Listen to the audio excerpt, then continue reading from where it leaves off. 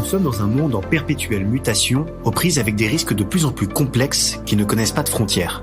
Face à l'évolution de ces risques, le groupe Stellian fait preuve d'agilité pour offrir à ses clients professionnels de l'assurance des solutions toujours plus innovantes.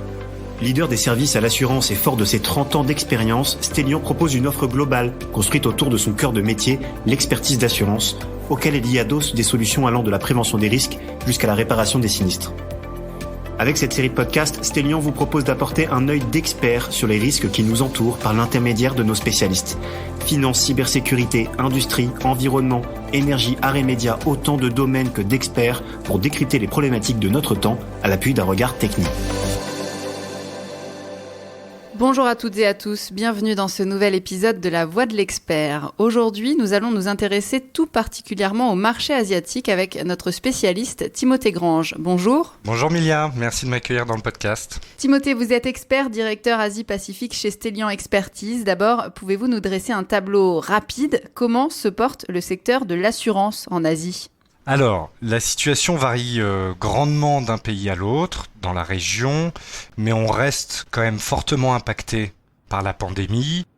Comme vous le savez peut-être, l'Asie a mis en place des restrictions parmi les plus importantes au monde, notamment en ce qui concerne les voyages internationaux. Du coup, ça impacte nos activités. On a certaines lignes d'activité qui sont très perturbées, notamment tout ce qui est lié à l'événementiel ou au cinéma par exemple. D'autres lignes ont fait preuve de résilience. Et certaines se sont même développées depuis 2 ans, comme le cyber ou la fraude. Timothée, comment est-ce qu'on devient expert du marché asiatique ? Racontez-nous votre parcours. Alors, moi j'ai un parcours plutôt classique, avec une formation en école de commerce, plutôt orientée vers la finance d'entreprise. Plus tard, je me suis spécialisé en gestion des risques et des crises, et aussi en intelligence économique. J'ai toujours eu un goût pour l'international et un intérêt particulier pour l'Asie.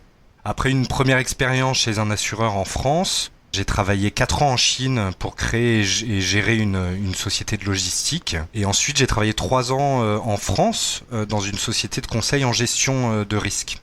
À la suite de cette expérience, c'est à ce moment-là que j'ai rejoint Stellian en 2012. Je me suis formé à l'expertise pendant une petite année avant de m'installer à Hong Kong pour créer la filiale Asie-Pacifique du groupe. Aujourd'hui, je m'occupe à titre personnel plutôt des dossiers qui concernent les risques bancaires et financiers, de dossiers techniques et industriels. Et j'ai valorisé aussi mes connaissances en risque informatique avec une certification de Certified Ethical Hacker. Concrètement, aujourd'hui, Timothée Grange, quel est le rôle sur place à Hong Kong d'un expert international en Asie comme vous ? Quelles sont les principales compétences requises pour expertiser à l'international ? Je pense que l'élément le plus important, c'est vraiment la confiance que vous devez gagner, non seulement de la part de vos clients, les compagnies d'assurance, mais également de la part des autres parties, les courtiers, les cabinets d'avocats, etc.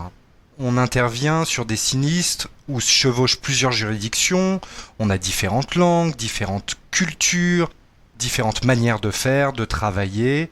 Et conduire une expertise se fait de manière différente selon les pays et en Europe et en Asie. En quoi le fait de connaître aussi bien le marché européen que le marché asiatique vous aide-t-il dans l'accompagnement de vos clients ?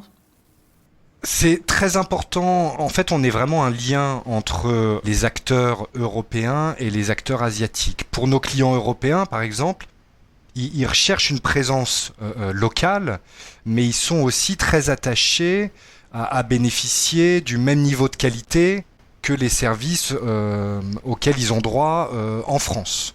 Nos clients locaux, ils apprécient nos compétences sur des risques spécifiques qui vont être par exemple déjà bien développés en Europe, mais qui sont relativement nouveaux en Asie et pour lesquels il y a un déficit de talent entre guillemets. Et c'est là qu'on va apporter notre différence et notre valeur ajoutée. Est-ce que vous avez des spécialités ? Ou plutôt, j'ai envie de dire, est-ce qu'il est judicieux de se positionner sur certains sujets précis, des sujets dits de niche, comme l'événementiel par exemple, ou la finance ? Absolument. Pour nous, c'était vraiment capital. Lorsqu'on s'est installé en 2013 à Hong Kong, puis après en 2015 à Singapour, la compétition était déjà présente. Elle s'est même renforcée depuis. Donc il a fallu se faire une place à côté de grands cabinets d'expertise anglo-saxons, les loss adjusters, mais aussi à côté de cabinets locaux qui sont parfois très performants également.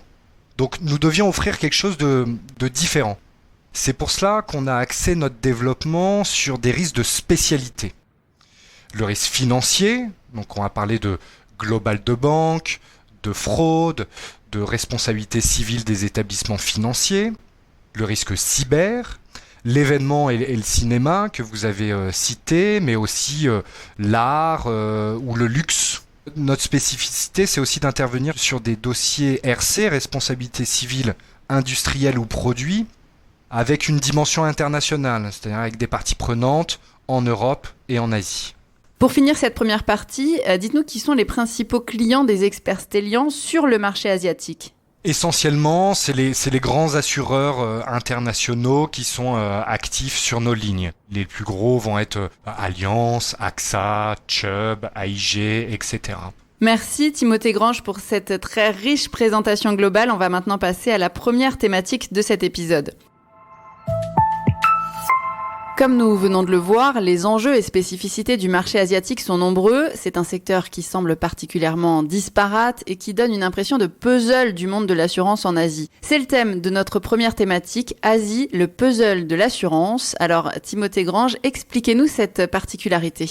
C'est vrai qu'il n'existe pas de marché assurantiel asiatique à proprement parler. On a une multitude de marchés qui sont différents les uns des autres, des spécificités locales, culturelles, mais aussi des différences en termes de maturité et de ce qu'on appelle de pénétration assurantielle.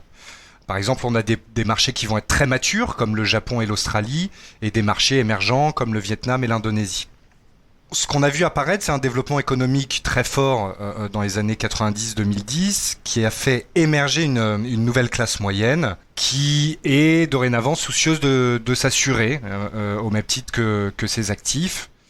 Et donc, on a eu un développement des produits d'assurance ces 20 dernières années. Et justement, avec l'avènement d'une classe moyenne importante, ce marché il est en pleine expansion, comme vous venez de nous le dire. Quels risques vont se démultiplier dans le futur ? Premièrement, certains risques qui sont déjà présents, je pense, vont se complexifier. Une classe moyenne qui consomme plus, c'est une classe moyenne qui provoque plus d'échanges internationaux. Donc on va consommer plus de marques internationales. Du coup, ça va apporter de la complexité à certains dossiers avec une multitude de parties prenantes dans différentes parties du monde. Ensuite, il y a d'autres typologies de risques qu'on voit déjà croître. Le risque cyber, c'est très clair depuis quelques années, d'autant plus qu'il y a un défaut d'investissement des sociétés asiatiques dans ce domaine et un défaut de compétences humaines aussi. On voit également de plus en plus de fraude aux faux virements, les classiques fraude aux faux présidents, changement de coordonnées bancaires, mais également des fraudes internes avec la mise en place de faux prestataires ou de faux intermédiaires dans des filiales locales. Il y a, je pense, une autre typologie de risque qui prendra de l'importance dans les années à venir. Ce sont les risques environnementaux. L'Asie est une région quand même très exposée avec la montée des eaux, le risque de pollution et la multiplication des événements extrêmes, notamment des typhons. Puisque vous parlez de typologie de risque, on va s'attarder sur un cas plus spécifique maintenant. Le rappel de produits va-t-il lui aussi se démultiplier ? C'est le thème de notre deuxième thématique.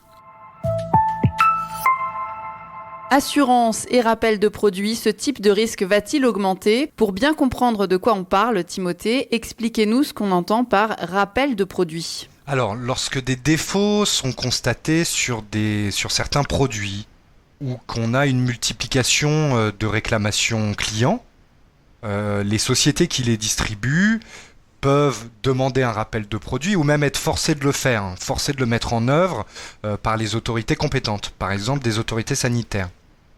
Ce sont des dossiers qui sont particulièrement complexes parce qu'il y a une partie gestion de crise, communication avec les clients, avec les autorités.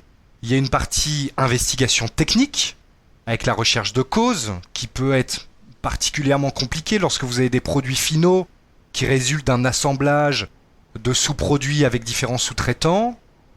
Et enfin, il y a l'identification des lots concernés, qui peut également se révéler assez laborieuse et complexe. Et quelles sont les différentes causes de rappel ? Est-ce que c'est systématique ? Autrement dit, est-ce qu'il y a obligatoirement un rappel de produit dès qu'il y a un sinistre sériel ? Alors, il existe une multitude de causes, mais généralement un rappel de produit, notamment pour qu'il soit couvert par un contrat d'assurance, doit soit être ordonné par les autorités, soit il doit présenter un risque pour le client.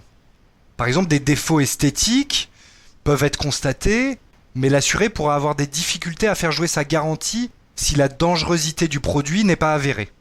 Les distributeurs, les fournisseurs, bref, tous les professionnels sont-ils nécessairement couverts pour ce type de sinistre, à savoir le rappel de produit ? Non, et c'est bien le problème. C'est un des problèmes majeurs auxquels nous sommes confrontés sur ce type de dossier.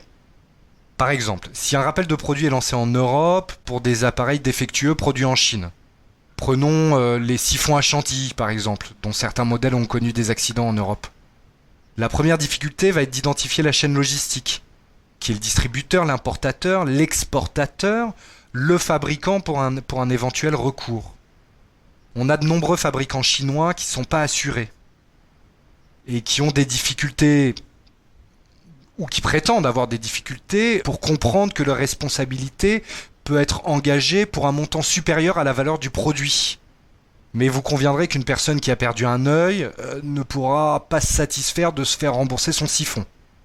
Du coup, il faut mettre une pression commerciale sur le fournisseur pour obtenir réparation. Malheureusement, certains importateurs européens sont aussi très dépendants de leurs fournisseurs asiatiques. Et ils sont réticents à exercer une pression commerciale sur eux. Mais pourquoi est-il vraiment préférable d'être couvert dans ce cas ? On l'a vu, un rappel de produit, c'est un dossier complexe et ça peut être très coûteux. Les dommages peuvent être sans commune mesure avec le prix du produit. Donc il est vraiment impératif d'être couvert pour protéger son entreprise, ses actifs, mais aussi sa réputation. Il est également indispensable à mes yeux que les distributeurs et les importateurs mettent la pression à leurs fournisseurs et à toute la chaîne de logistique pour qu'ils souscrivent également à ce type de produit d'assurance. Alors, selon vos projections, en tant qu'expert, pensez-vous qu'on va assister à une augmentation de ce type de risque ? Oui, c'est certain. La multiplication des échanges, l'internationalisation des flux, mais aussi cette attention croissante du consommateur asiatique va, je pense, jouer dans ce sens. C'est la fin de cet épisode. Un grand merci, Timothée Grange, pour votre éclairage. Merci à vous, c'était un plaisir d'échanger avec vous. Timothée, je rappelle que vous êtes expert Asie-Pacifique chez Stellian Expertise. Merci encore d'avoir été avec nous. Merci d'avoir écouté ce numéro de La Voix de l'Expert. Pour ne rien manquer des prochains épisodes, je vous invite à vous abonner à cette chaîne, à la noter et à partager ce podcast sur vos différentes plateformes d'écoute. Si vous voulez en savoir plus sur nos activités de service à l'assurance et sur nos spécialistes, vous pouvez consulter notre site internet stellian.com et nous suivre sur nos réseaux sociaux, LinkedIn et Twitter. Quant à moi, je vous dis à très bientôt et prenez soin de vous.